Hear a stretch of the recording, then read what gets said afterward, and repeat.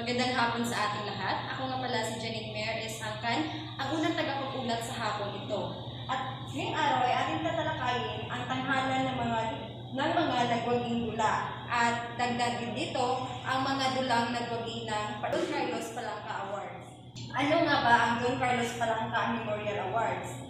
Ito ay marapat na bigyan ng papuri at pagkilala sa kanyang ginawang pagbandila at pagkilala sa mga natatanging ambag ng Pilipinong manunulat. So ang Don Palanca Memorial Awards for Literature ay itinatag noong taong 1950. Ito ay taunang kompetisyon sa pagsulat. At ito ay pinangalan mula kay Don Carlos Palanca Sr., isang negosyanteng Pilipino na nagnais itaguyod ang sining at panitikan ng bansa.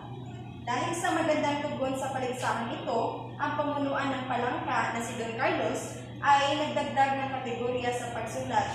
Ito ay ang sanaysay, tula, nobela, iisahing yugto ng dula, dulang ganap ang haba, dulang pampelikula, at kwentong pambata. Ngayon nagdadako na tayo sa talaan ng mga nagwagi ng gantimpalang Palanca sa dulang iisahing ang yugto. Sa taong 1953, hanggang 1954, nanguna dito ang Hulyo 4, 1954 ni A.B. Dionisio S. Salazar. Ang dulang ito ay naglalakad ng pagsasagawa ng isang mapanganib at madugong misyon ng hukbong mapagpalaya ng bayan o HMP na pinagsak ang pamahalaang Pilipino noong panahon ni Pangulong Magsaysay. Pumangalawa dito ang politiko ni Lazaro R. Banag Jr., ang aking kapatid ni Deogracias D. Tigno Jr. naman ang pangatlo. At ito'y inampalan o naging jurado dito si Teodoro Evangelista, Emma B. Aranita, Narciso Pimentel Jr. At sa taong 1954 hanggang 1955, unang nagwagi ng gantimpala ang 7 taon ni Fiorita at Fidel Sica. Ang mga manunulat dito na si Fidel at Fiorita ay mag-asawa. So ang 7 taon ay isang dula na isinulat ni Fiorita at Fidel Sica na tumatalakay sa mga karanasan at pagsubok ng mga tao sa ilalim ng isang rehemang mapag-apil. Ang dula ay puno ng simbolismo at naglalaman ng mga mensahe tungkol sa pagkakaisa, pag-ibig, at ang halaga ng pagkakaiba. Sinundan ito ni Maylingning ng kabataan ni Clodoaldo del Mundo. At pangatlo ay ang kamatayan, iba't ibang anyo ni Fernando L. Samonte. At ang naging jurado dito ay sina Lina Flor Trinidad, Fred Gonzalez, Jose Belia Panganiban. Sa taong 1955 hanggang 1956, nanguna dito ang karalitaan ni Ruben Vega. Ito ang kanyang tula ay isang makapangyarihang akda na tumatalakay sa mga tema ng kahirapan, pag-asa, at ang pakikibakan ng mga tao sa ilalim ng mapang-aping kondisyon. Sa kanyang akda, sinasalamin ni Vega ang mga karanasan ng mga tao sa lipunan. Pumangalawa dito ang bakas ng kahapon ni G. De Vera at pangatlo nakatanggap ng gantimpala ang kidnap ni Deogracias D. Tigno Jr. Sa taong ito rin, ang jurado dito ay sina Dionisio San Agustin Liwayway. Mali pala. Ang naging jurado dito ay si Dionisio San Agustin, Liwayway A. Arceo, at Catalino D. Torres. Sa taong 1956 to 1957, walang nanalo ng una, pangalawa, at pangatlong gantimpala. Subalit maraming nakatanggap ng karangalang banggit o honorable mention sa Ingles. Una na dito ang May Pangako ang Bukas ni Emmanuel H. Borlaza, Baril at Kaligtasan ni Fernando L. Samonte, ang Aling Poleng ni Deogracias D. Tigno Jr., Dahil ng Buhay ni A.G. Abadilla at E.P. Capulong, Kamay na Bakal ni Pablo B. Guasay, at inampalan ito ni Hernando R. Ocampo, Epifanio G. Matuti, at Victor Orteza. Sa taong 1957 hanggang 1958, nanguna dito ang Muntinlupa ni Amado V. Hernandez. Tayo ay pamilyar na ni Amado V. Hernandez kapag siya ay isang kilalang manunulat. So, ang Muntinlupa na dula ay isinulat ni Amado V. Hernandez nakapuon sa buhay ng tao sa isang piitan at particular na sa Bilibid Prison sa Muntinlupa kung saan si Hernandez mismo ay nakulong dahil sa kanyang mga aktibidad laban sa mga pang-aabuso sa karapatan ng mga manggagawa at sa kanyang pakikilahok sa kilusang komunista. Pumangalawa dito, sa taong ito ang kamatayan sa loob ng isang kuta ni Fernando L. Samonte. Pumangatlo ang bahid ng dugo sa mukha ng buwan ni Pedro S. Dandan. Inampalan ito ni Eduardo Del Mundo, Veronica C. Felerio, Federico B. Sebastian. Sila po ang murado sa taong ito. Sa taong 1959 hanggang 1960, nanguna dito ang kamatayan ng mga simulain ni Augusto Bartolome. Kung pangalawa ang mga kaagalang-galang ni Amado V. Hernandez, kung mangatlo naman ang Mr. Congressman Clodoaldo Del Mundo. Ang mga ito ay inampalan ni Teodoro A. Agoncillo, Nieves Dins del Rosario, at Endroza Marcos. Taong 1960 hanggang 1961, nanguna dito ang magkabilang mukha ng isang bagol ni Amado V. Hernandez. Sa dulang ito, sa pamagat mismo, ay nagpapahiwatig ng dualidad o dalawang magkasalungat na panig ng isang isyu. Ang bagol, bilang isang bagay na may dalawang panig, ay maaari magpapahiwatig ng isang sitwasyon, isang tao, isang institusyon na may dalawang magkaibang mukha. Kung mangalawa dito ang ikalawang mukha ng panindigan ni Fernando L. Samonte. Kung mangatlo ang mga kaawa-awa ni Buenaventura S. Medina Jr. Inampalan ito ni Ligaya de Perez Paulina Bautista, Servando de los Servando. Sa taong 1965 hanggang 1966, nanguna dito ang itim ang kulay ng paro-paro ni Fernando del Rosario Jr. So, ang dulang ito ay naglalaman ng mga tema ng pag-asa, kawalang katiyakan at mga hamon sa buhay. Kaya ibigan na lang sa title niya, itim. So, ang itim na paro-paro ay sumisimbolo sa madilim na aspeto ng buhay. Maaring ito mga pagsubok, mga sakripisyo na kinakailangan upang makamit ang tagumpay. Dito ang mga kaluluwang naghahanap ni Rogelio R. Sicat, anino ng kahapon ni Benjamin P. Pascual ang nakakuha ng pangatlong gantimbala. So, sa taong 1965 hanggang 1966, naging hurado dito si Clodoaldo Del Mundo, Epifanio G. Matopi, at Fernando L. Samonte sa dulang iisanging grupo.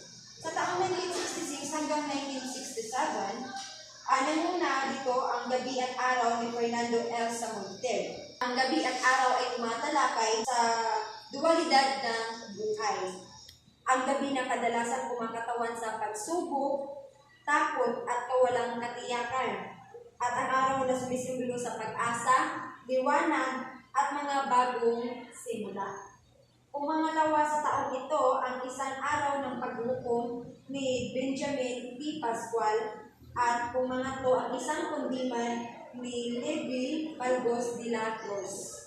Sa taong iyon, inampalan ang mga dula ni naging murado dito si Dionisio S. Salazar, Rustica Bartio, Buenaventura S. Medina Jr. din ay naging murado sa taong ito. Sa taong 1967 hanggang 1968, nanguna dito ang makapaghihintay ang Amerika ni Dionisio S. Salazar.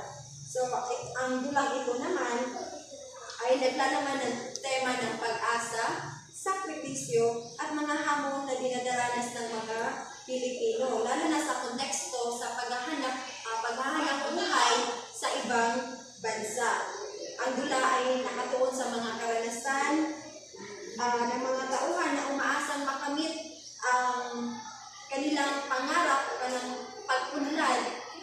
Amerika, isang simbolo ng pag-asa, oportunidad para sa maraming Pilipino. Mangalawa sa taong ito ang kabugang lata ni Agapito M. Joaquin at pumangatlo ang sakupo ng agila ni Lazaro R.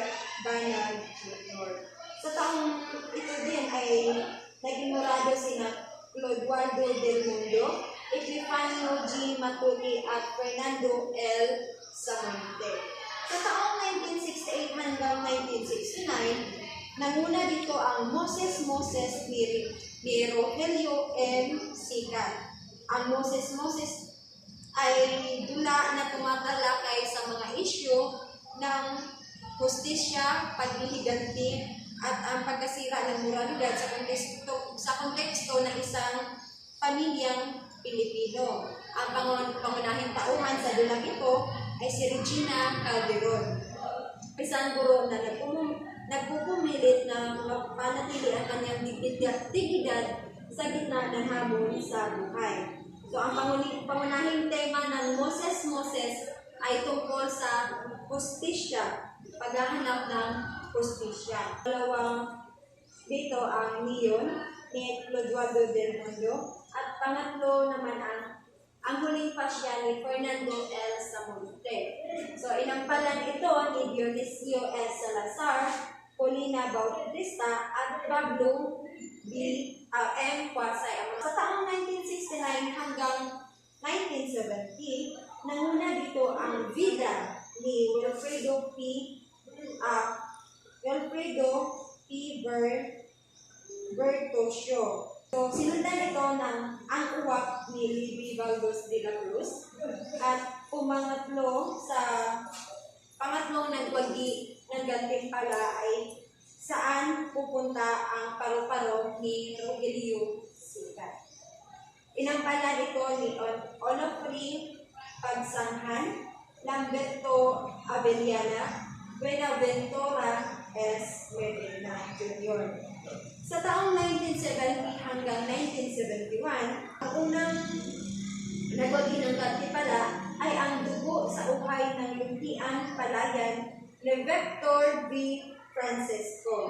Mula ito ay naglalarawan o palayan. So, kung masabot ka na, nilalarawan nito ang mga buhay ng magsasaka. Kining dugo sa uhay ng Luntian Palayan, kung sa palayan, maraming nagtulo ang dugo. Yung dugo, ibig sabihin ay yung mga pawis ng mga magsasaka. Sa pumangalawa dito ay ang langit at lupa ni Fernando L. Samonte at pumangatlo ang panahon ng digma ni Alberto S. Florentino. Sa taong 1971 hanggang 1972, ang nakatanggap ng gantimpala ay ang unang pagtatanghal ng ang huling pasyon ni Hermano Paul at ang nagsulat nito ay si Rosario de la Cruz. Ito ay nagsasalaysay ng mahalagang pangyayari sa buhay ni Hermano Pole, ang kilalang leader ng Cofradia de San Jose sa panahon ng pananakop Espanyol. Kung mangalawa sa taong ito, ang katuwiran ni Rolando S. Tigno. Pangatlo naman ang kumbensyon ng mga halimaw ni Rey de la Cruz. Sa taong ito, naging morado sina Onofre Pagsanghan, Sinaida Amador at Servino B. Epistola. Sa taong 1973 hanggang 1973, nanguna dito si Jesus at si Magdalena ni Ruth Elena S. Mabanglo. Lang ito ay isang makabagbag damdaming interpretasyon ng relasyon ni Jesus at Maria Magdalena na tumatalakay sa mga tema ng pag-ibig, sakripisyo at mga hamon ng pagkatao. Pumangalawa ang daga sa hawla ni Wilfredo Pabertualo at ang maskara ni Frank G. Rivera. Sa taong 1974 hanggang 1975, una na ang sidewalk vendor ni Ruel Molina Aguilar. At pumangalawa ang isang palabas ni Marcelino D. Cabestany Jr., Kulay Rosas na Mura. Kulay Rosas na Mura at isang pangarap ni Benvenuto M. Noriega Jr. At ang buhay batilyo ni Manuel D. Pambil. At ang panghuli, Luha para isang yumao ni Benjamin P. Pascual. Sa taong 1975 hanggang 1976, nanguna nito ang ng pista sa aming bayan ni Donilon B. Bueno. Sa dulang ito ay pinapakita lamang ang kultura ng Pilipinas, ang paghahanda sa tuwing may pista. Pumangalawa dito ang daigdig ng isang handaan ni Mariano Kalingasan at ang kanal ni Rolando P. Bartolome naman ang nagbagi sa ikatlo. Sa taong 1977 hanggang 1978, nanuna dito ang dula na bangkang papel ni Manuel Pambil. Ang bangkang papel ay isang maikling kwento na naglalarawan ng pagkawala ng pag-asa at ang pagkabata na biglang naputol dahil sa isang trahedya. Pumangalawa naman ang Langit-Langitang Tumunoy ni Antonio Victor Reyes. Pumangatlo naman ang Muhon ni Wilfredo Gonzalez. Sa taong 1978 hanggang sa 1979, nanguna dito ang Bahay Kalapati ni Mateo Trijo Dr. at Isnig ni Manuel Galvez naman ang pumangalawa at pangatlo ang Bangkay Nonilon P. Bueno. So, ang Bahay Kalapati ay isang maikling kwento na isinulat ni Mateo Trijo Dr. na tumatalakay sa tema ng pamilya, pag-asa, at ang mga pagsubok na dinadanas ng mga tao sa pang-araw-araw na buhay. Ito ay inampala ni Alberto Florentino, Fernando L. Samonte, at Leopoldo Gonzalez. Hanggang dito lamang ang ating pag-uulat at ito ay pagpapatuloy ni Angel Samay. Yun ay pagpapatuloy na tinatalakayan sa dulang Pilipino. Ngayon ay nasa taong 1979 tayo hanggang 1980. Ang una ay ang isang gabi sa warehouse ni Alfredo S. Victoria. Ang dulang ito ay tinatalakay ang personal na karanasan ng isang tao. Di ba kapag sinasabi na isang gabi sa warehouse, ang nasa isip mo talaga is yung mga tao na nagiinuman. Sabi nila na kapag ang tao dahil nagiinom is nawawala sa pananggalian ang kanilang mga problema. Pero sa totoong buhay is hindi talaga nawawala ang problema ng isang tao. Nakakalimutan niya lang kasi nalingaw siya dito sa loob ng warehouse. So, dito, dulang ito ay nakatukoy sa isyong panlipunan. Sa ikalawa naman is ang pare-pare ni Angelito Thompson. Ang tema dito ay naghahangad ng pagbabago. At ang tema rin dito sa dulang ito ay moralidad at lipunan. Kung sa una, isang gabi ng warehouse is panlipunan, sa pare-pare naman is lipunan.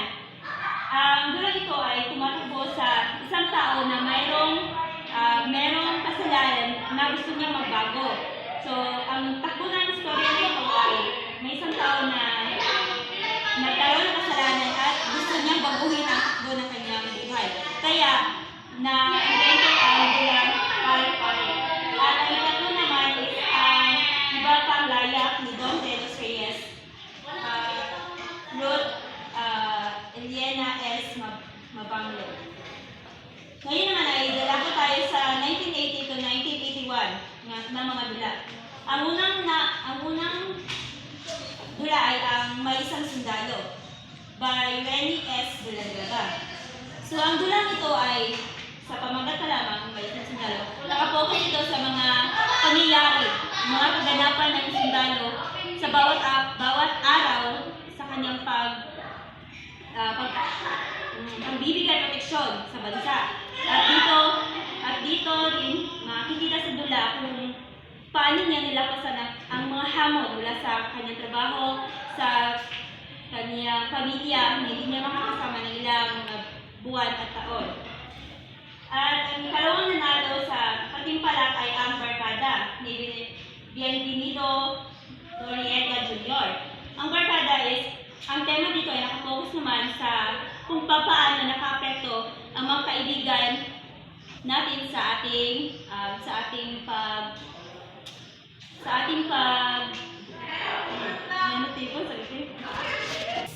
ang ikalawang nanalo sa patimpalak ay ang pamagatang barkada ni Benvenido Noriega Jr.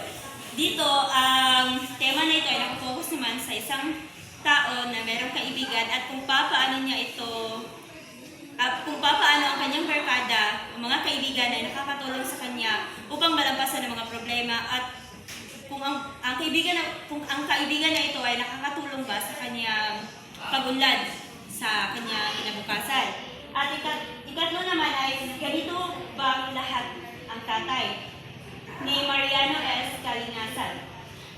So, sa kamagat, ganito bang lahat ng tatay is, alam na natin na ang focus ng dulang ito ay patungkol sa ama.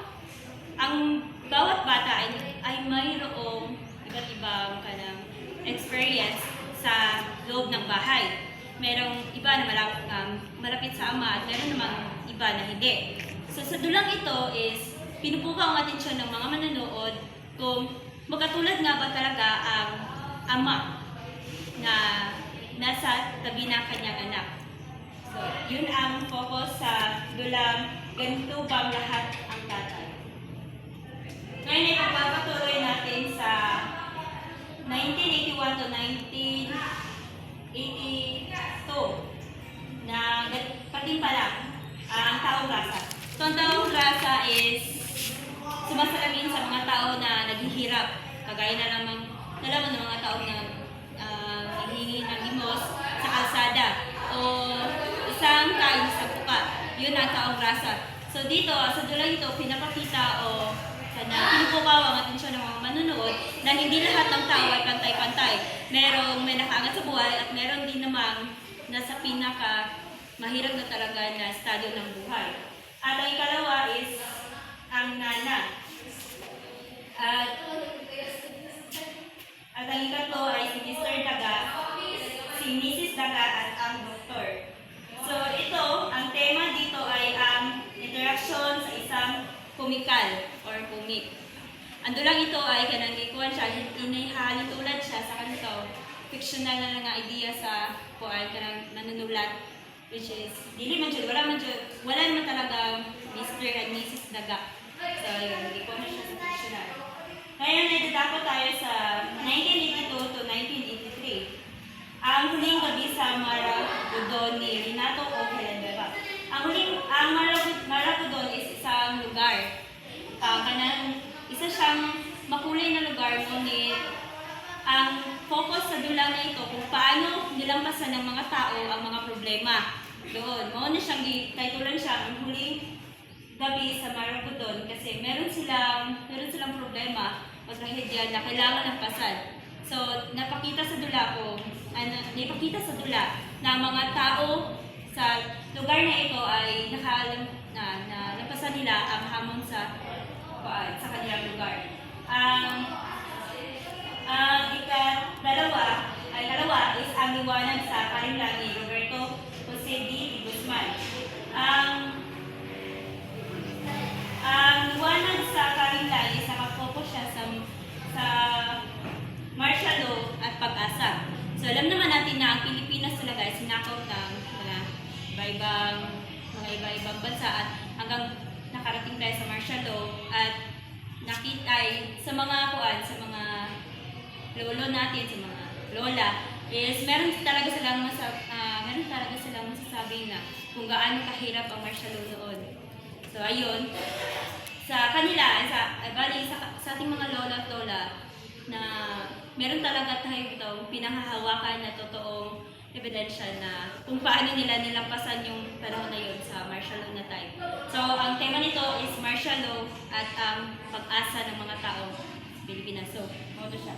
Aliwanag sa karikan. At ang ikatlo naman is Bulkang Sumangbulat ang Pigsa. Naman siya sumunod. Ni Dong A. De Los Reyes. Dito is tema is mundo na puno ng kapuluhan at hidwaan. So, kahit ngayon, class is, meron pa rin ang mga kapuluhan at hidwaan. Hanggang ang isang tao or may isang tao na buhay pa dito sa mundo, hindi talaga mawawala ang mga kaguluhan at hidwaan. Kasi bahagi na ito ng ating pamumuhay. Kaya nagdako tayo sa 1983 to 1984. Ang unang nagwagi is wala. Ang ikalawa naman is punla ng dekada. Ang punla ng dekada is, from the word dekadang puno ng mga pagsubok by Lenny O. Villanueva. Ang dulang ito is nakapokus din sa kanang mga pagsubok sa buhay ng mga Pilipino. So balik-balik na siya, kagaya ng ibang mga nanalo na mga dula sa Patimpalak, magkakaugnay pa rin ang kanilang mga dula bitaw. Ano siya? Tapos ang ikatlo is ang kalapating dagat. So, ang kalapating dagat ni Jose Y.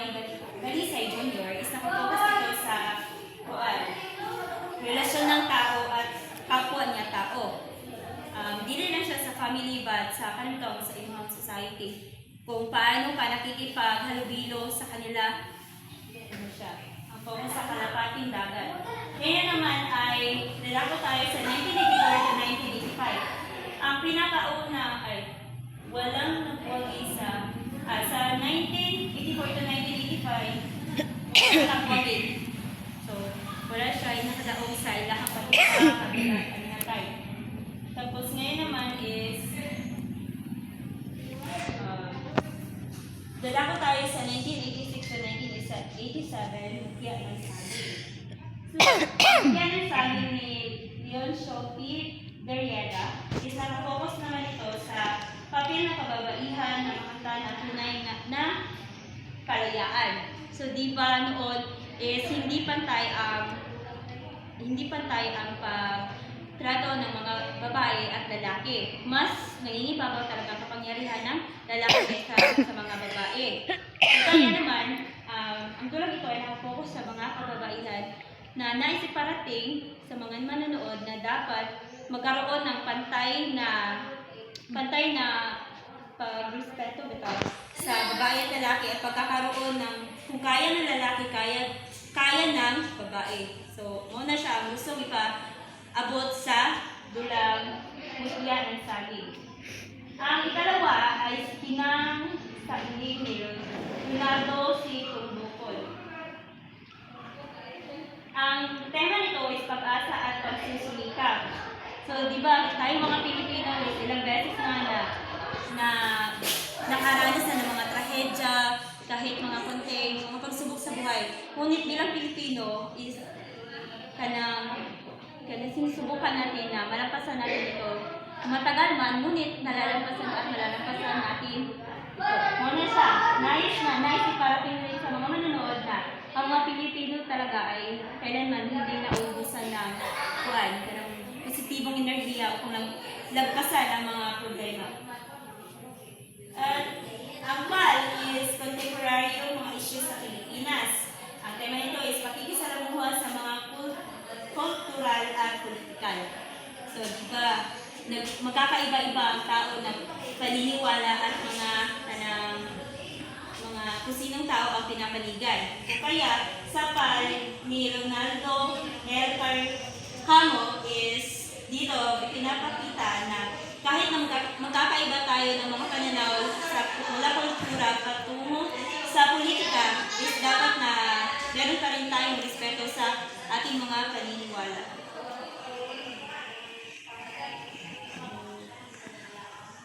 This is 1987 to 1988 na mga Patimpalak na nanalo.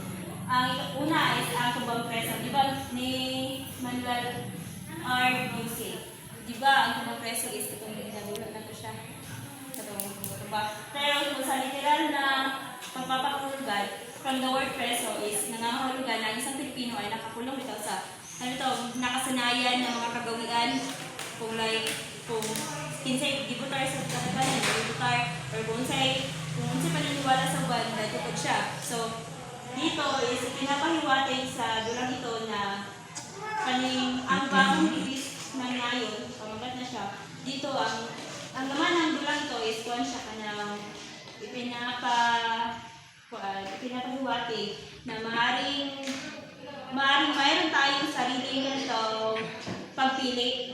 So, maaaring makalabas tayo sa pagkakulong natin sa ating nakasanayan ng mga kultura or mga paniniwala or iba pa. Tapos ang ikalawa naman at panghuli ay ang kwerdas. Ang kwerdas is isang dula na inaawit siya, ngunit ang tema nito is mga pag-ibig, mga emosyon, which is i-specify diri. Ang halimbawa dito, class is ang katutong labanan ng Pilipinas laban sa labanan sa Mactan. Moto siya ang nasa likod kasi na pangyayari iyon is ang emosyonal na ang emosyonal tao na nangibabaw sa mga tao sa panahon iyon. So, napapabilang siya sa kwerdas ni Katrina and Calzo. So, yan lang po at ipapapatuloy ni Priolo ang pagtatalakay. Magandang hapon sa inyong lahat. Ako nga po pala ang susunod na mag-uulat sa araw na ito. Ito ay karugtong lamang ng iniulat kanina ni Binibining Saman, na kung saan ang inuulat niya kanina ay patungkol sa mga dula na nanangkugi sa mga galak sa iba't ibang palangka. Noong taong 1989 to 1990, may ilang dula na nagwagi. Una na dito ay ang kasapang pambabae ni Chris Milado, na kung saan ang dulang ito ay patungkol sa mga kababaihan na tumatalakay sa kung gaano kaimportante ang kababaihan at pinapakita nito na dapat ang kababaihan ay maging matatag at magkaroon ng kumpiyansa sa sarili. At ang susunod naman ay pagpapaliwanag ng thesis ni Sergio Sigismondo o Rosario de la Cruz. May iya ka ba binibining actress? Pagpapaliwanag ng thesis batay sa dulang ito? Wala. Ang dulang ito ay patungkol ito sa paglilinaw ng kaisipan ng mga tao batay sa nangyayari sa kapaligiran o hindi sa politika, na kung saan ang mga dulang ito noong taong 1989 to 1990 ay nagkaroon o nagwagi sa galap patipalaka sa gantipala o palangka. At noong taong 1991 naman ay unang nagwagi ay ang sa pusod ng yuhid ni Ramon Cruz Oxon. At nagkaroon din ng mga iba't ibang karangalan, na kung saan nagkaroon ng karangalan ang dulang hindi tungkol sa mga bayani ni Jose Bernard Di Capino, Ixoloy Rodolfo Arana Jr., na kung saan ang mga dulang ito ay nagkaroon ng bigay ng karangalan hindi lamang sa nating mga Pilipino, kundi pati na rin sa mga sumusulat nito. Ngayon naman ay dumako naman tayo noong 1991 to 1992, na kung saan meron din mga ilang mga dula na nagwagi. Una dito ay ang daigdig na dinaig ng makamundong pananalig ni Abel Modena Formalejo at dalawang mukha ng kagubatan, Juan Bautista, isang dulang romantiko sa modernong panahon ni Marcelino Mara Cabistani Jr., na kung saan ang dulang ito sa isang dulang romantiko ay patungkol ito sa dalawang magkasintahan, kung saan pinapakita doon sa dulang iyon kung gaano sila karomantiko sa isa't isa. At ang susunod naman ay ICU ni Ramon Cruz Oxon at ang Churchill ni Rodolfo Lopez Lana Jr. Ngayon, maaari mo basahin ang susunod, Binibining Wensya. Wala. Ay 1992 to 1993. Una ay wala. Pangalawa, Cristo Tagala, Ramon C. Hackson at Fernando Mil. Sa taong ito ay sa una ay wala itong naging o hindi ito nagkamit ng panalo. At sa ikalawa naman ay patungkol sa Cristo Tagala, na kung saan ay ito ay adaptasyon na mula sa buhay ni Cristo, na kung saan ang dulang ito ay pinapakita kung ano nga ba ang nangyari kay Cristo noong unang panahon. Naiintindihan niyo ba, class? Yes, ma'am. At sunod naman ay ang madumi ni Alan Rebrada Palelio, na kung saan ito ay tumutukoy, ang madumi ito ay tumutukoy sa mga moralidad, politika at kapaligiran o relasyon ng isang tao.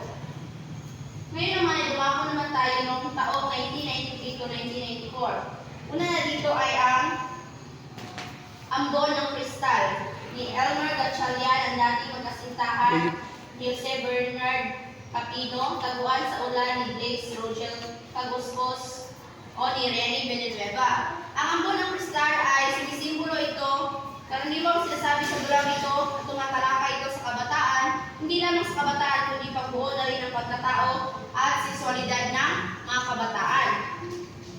At ang dating magkasintahan naman ay tumutukoy ito sa dating magkasintahan na nauwi lang din sa paghihiwalay. Ang dulang ito ay tumatalakay sa kabataan na nagkaroon ng relasyon sa isa't isa.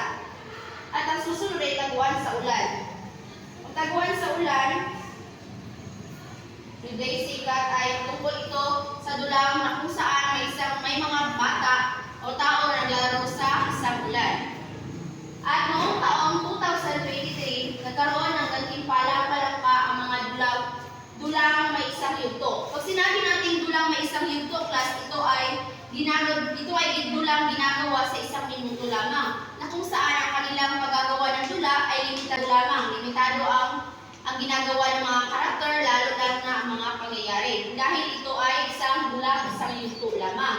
Una na dito ay ang Maria Cristina na pinamagatang trahe di boda at Christian Valles na 20 question at Nathaniel Joseph de Pisa, I love you. Pag sinabi natin trahe di boda, class, ito ay yung dulang patungkol sa isang babae na ikakasal, na kung saan ang trahe di boda sinusuot ng mga kababaihan sa kanilang gagawin na kasal. Ang susunod naman na nawagi sa gantimpalang palangka noong 2003 ay ang dulang ganap ang haba, na kung saan ang dulang ito ay hindi ito kagaya ng dulang may isang yugto lamang, na kung saan ang dulang may haba, class, ito ay mahaba ang ginagawang dula. Hindi kagaya na lang ng isang yugto na isang minuto lamang ginagawa. Ngunit sa dulang ito, ginagawa ito ng mahaba. Naiintindihan niyo ba, class? Yes, ma'am. Sa una ay ito ay walang nagwagi at ikalawa naman ay wala din. At ikatlo ay meron na. Ito ay ang tracing na kung saan pinamagatang isang panayam. Isang panayam. At susunod naman ay ang dulang pan-television. Maaari itong masahin. Dulang pan-telebisyon. Una, Lazaro Torres Jr. kasama sa bahay. Rolando Salvana, ang buhay kong duli. Mita Identity I.M. Mini.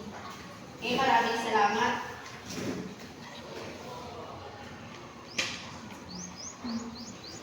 Kung saan ang mga dulang pan-television, class, ito ay hindi ba alam niyo naman na ang mga dulang pan-television, ito ay ang ginagawa o ipinapakita sa gamit ang television. Naiintindihan niyo ba? Yes, Kung ma'am. saan ang mga dulang ito ay karaniwang natin nakikita sa mga TV, na kung saan may iba't iba mga dula. Una na dito ay ang kasama sa bahay, na kung saan isa itong dula o drama na tungkol sa pamilya o mga kasama sa bahay na literal na simbolika. At ang susunod naman ay sa buhay kong dugling at I.M. Nene, na kung saan ang mga dulang ito ay naging tanya noong 2003, na kung saan sila ay naggamit din ng gantimpalang palangka dahil sa kanilang husay sa pag-acting at pagbuo ng dulang ito. At susunod naman ay ang dulang pampelikula. Kung sinabi natin dulang pampelikula, class, ito ay nakikita natin. Kadalasan nakikita sa sine, na kung saan ito ay pinapakita doon. Mga dulang pampelikula, na kung saan nagbigay ito ng mga hindi lamang ng mga inspirasyon, kundi tuloy na napupulutan natin ng aral. Una na dito ay ang Jose Maria Manalo na Mangha, Rica Leticia Arevalo o RCU Best No. 7, at Norman Ricasto kung paano inayos ang buhok kung matapos ang mahaba-haba nitong lalakbay. Na kung saan mga pelikulang ito ay nagpakita at nagbibigay inspirasyon lalong-lalo na sa mga kabataan dahil ito ay makikita nila sa sinihan. Ngayon ay dumako naman tayo noong 2005, nagkaroon din ng gantimpalang palangka ang mga susunod, na kung saan wala dito ay dulang isang yugto. Sa una ay walang nagwagi, at sa ikalawa naman ay mayroon na ito sa loob ng kawayan ni Joseph Patrick B. Arevalo at ating ni Vincent A. de Jesus. Kagaya na lang na sinabi ko kanina, ang dulang isang yugto, ito ay ginagawa ng mga karakter, lalo-lalo na ang mga pangyayari. Ngayon, dumako naman tayo sa dula. Dula na una dito ay ang Baligho ni Rowel M. Aguila, si Maria at si Kiling Edward P. Perez Jr. at Masan Rodolfo Carlos Vera, na kung saan ang dula ito ay ginagawa sa harap ng maraming tao, na kung saan ito ay ginagawa din sa isang tablado. At isa na dito ay ang Baligho, si Maria at si Kiling at si Masa. Si Maria at si Kiling, ito ay adaptasyon lamang sa Maria Makiling, di ba? Maria at si Kiling, na kung saan inihiwalay lang ang Maria at si Kiling. At ngayon, dumako naman tayo sa dulang pan-telebisyon. Itong mga dulang pan-telebisyon na ito, class, ay nagwagi ng gantimpalang palangkan noong 2005. Una dito ang Ninos Inocentes, Pasalubong at Bayan Utang.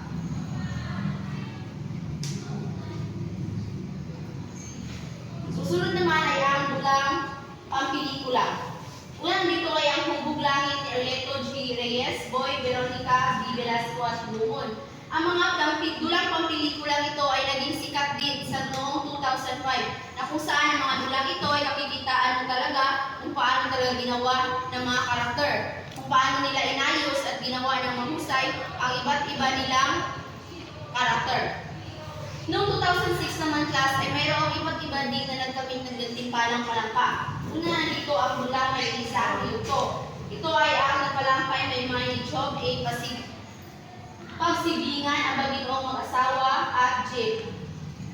At ang susunod naman ay ang mga dulang may ganap na haba ni Gabriela M. Joseph Teatro Porvenir or Nag-isa, na kung saan ang mga dulang ito ay ginagawa lamang talaga ng mahaba. At ginagawa ito ng mga karakter upang sa ganon ito ay napanood ng mga maraming tao, lalo ng mga kabataan. Upang sa ganon ito ay kakikitaan nila at kapupulutan nila ng aral. Naiintindihan niyo ba, class? Yes, ma'am. At susunod naman ay ang dulang pagtilibasyon. Una dito ay Milagroso ni Rodolfo R. Lana Jr., Paulo Jose Dennis at negatibo ni Bonifacio at P. Ilagan, na kung saan ang mga dulang ito halimbawa na lang sa Milagroso. Ito ay tumutukoy o karaniwang nagpapahayag ng isang milagro. Milagro na ganap, na kung saan ang dulang ito ay nagpapakita ng milagro na ginanapan ng mga iba't ibang karakter. At susunod ay ang dulang pampelikula. Basahin. Dulang pampelikula, Kusina, Simon, Palomares, Tribu, Jen, Diamond, M. Liberal. Ang mundo ay isa at marami. Carlos A. Ari. Maraming salamat. Ang mga dulang pampelikula ito, class, ay tinampok o nilabas sa CD, na kung saan halimbawa na lamang ito ay ang Tribu, Jen, na kung saan ang dulang ito ay pinapakita doon kung ano nga ba talaga ang kinabubuhay ng mga tribu, lalong-lalo na ng mga lumad na nasa kamugilan. Naiintindihan niyo ba? Yes, ma'am. At narito naman ang mga nagkamit ng gantimpalang palangka noong taong 2007. Una na dito ay ang dulang pampelikula na Prisoner Alpha, Polono at Katay. Kung sinabi natin Prisoner Alpha, ang dulang ito ay tumutukoy sa mga napresong tao, na kung saan ginagawa ito pag sa loob makita ng mga kabataan, hindi kayo manonood kung ano ba talaga ang naging kaganapan sa loob ng preso. At ang mga pelikulang ito ay pinapalabas sa telebisyon. Naintindihan niyo ba? Yes, ma'am. At susunod naman ay dulang haba, ganap ang haba. Una nito ay Tres Ataques di Corazon, Apuntador at mga hawad, may dulang may at ang susunod ay ang dulang may isang yugto ni Christopher A. Matenes, Our Lady of Argue, and then Pakasakali at Elias Inocentes. At noong taong 2008 naman, nagkaroon ng gantimpalang palangka ang mga sumusunod na dula. Una dito ay ang dulang may isang yugto na ang panuntutan ng mga reyna, terorista, labadera at basagana ng ekonomiya, na kung saan ang mga pelikulang ito ay nagkamit din ng iba't ibang award dahil din sa kahusayan ng pagganap, lalong-lalo na ang teroristang labandera, na kung saan ito ay kalawang nagwagi sa noong taong 2008 ng gantimpalang palangka. Susunod naman ay ang dulang pampelikula ni Emmanuel A. de la Cruz na sinagulang Sen at Joy at Padya. At noong taong 2009,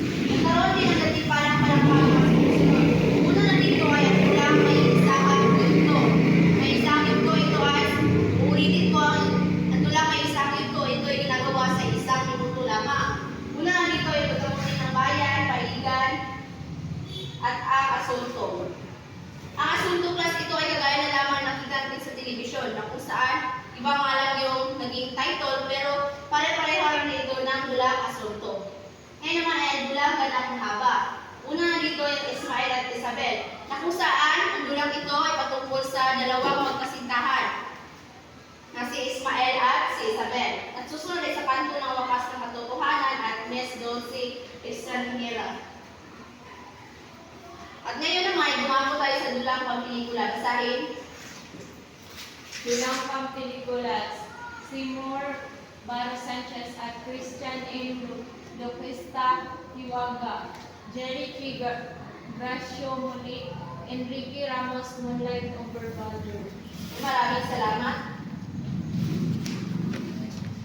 At nagalipalang Hall of Fame noong 2009 and 2005 ay ang paliko ay tatlong trilohiya o dulang ganap ang haba na kung saan ang mga dulang aking nabanggit kanina ay ito ay nagbigay ng mga parangal hindi lang dito sa ating bansa kundi pati na rin sa ibang lugar na kung saan ang mga dula ito ay ginaganap sa isang entablado sa harap ng maraming tao. So sa kabuuan class, lagi niyong tatandaan ang mga dula ay napakahalaga lalo na sa ating mga estudyante.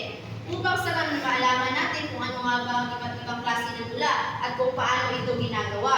At ang mga dulang ito ay makatutulong sa atin upang sa ganun tayo ay magkaroon ng iba't ibang kaalaman patungkol sa iba't ibang dula at kung ano ang mga dula na nagkamit ng iba't ibang gantimpalang palangka. At yun lamang po. Maraming salamat at